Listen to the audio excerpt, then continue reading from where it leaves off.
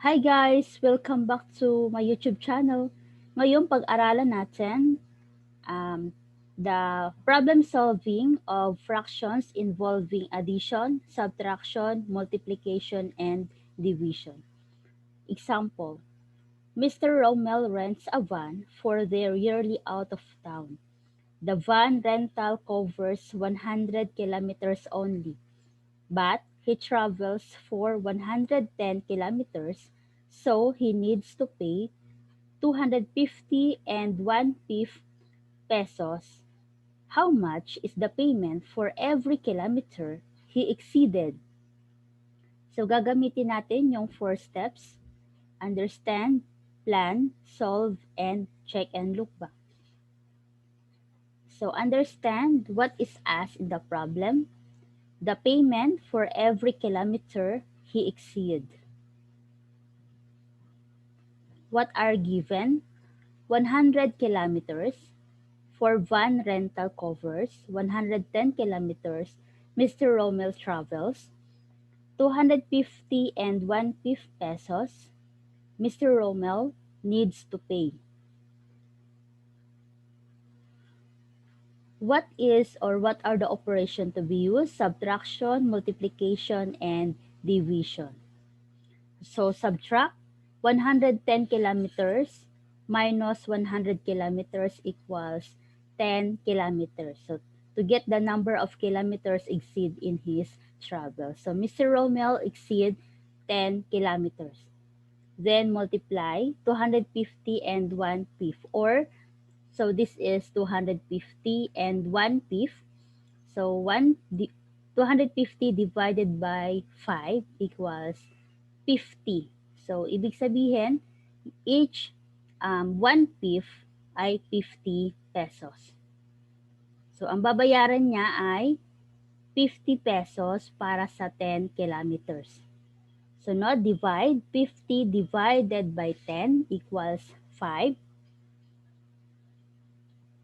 So, Mr. Rommel pay 5 pesos for every kilometer exceed. Another example, the government needs to interview people who will be the beneficiaries of the social amelioration program. They needed to interview 5 beneficiaries for 3/8 of an hour. How many minutes needed for each beneficiary? What is asked? The number of minutes needed for each beneficiary. What are given? 5 beneficiaries interviewed for 3/8 of an hour. And we know that 1 hour equals 60 minutes. What are the operation to be used? Multiplication and division. Multiply 60 minutes times 3/8 equal to 22.5 minutes.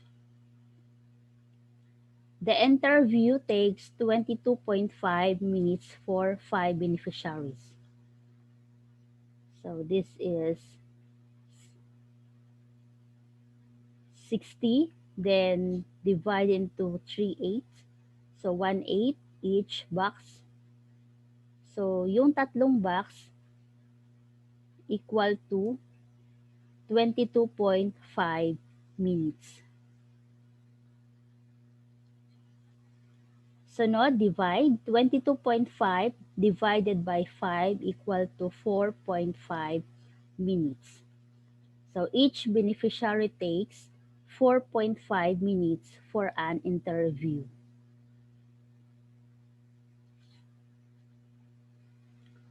Another example, during feast, there is a carnival in our place. Audrey liked to ride on a carousel. The carousel takes about of 2/5 an hour to finish. If there are 8 carousel horses and 32 kids in front of Audrey, how long does Audrey needs to wait before it is her turn to ride the carousel? What is asked? The number of minutes does Audrey need to wait before it is her turn to ride the carousel? What are given? 2 an hour. The carousel finish each ride. 1 hour equals 60 minutes. 8 carousel horse. Then 32 kids. What are the operation to be used? Multiplication and division. So multiply 60 minutes times 2 equal to 24 minutes. So ibig sabihin, bawat ride ng carousel ay 24 minutes. So there are 32 kids. Divide natin sa 8 carousel horse. So mayroong 4 na rides bago makasakay si Audrey. So it takes 4 rides before Audrey's turn. Then multiply 24 minutes times 4 rides. So 96. So Audrey needs to wait 96 minutes or 1 hour and 36 minutes before it is her turn to ride the carousel. So that's all for today. Thank you for watching. Don't forget to subscribe.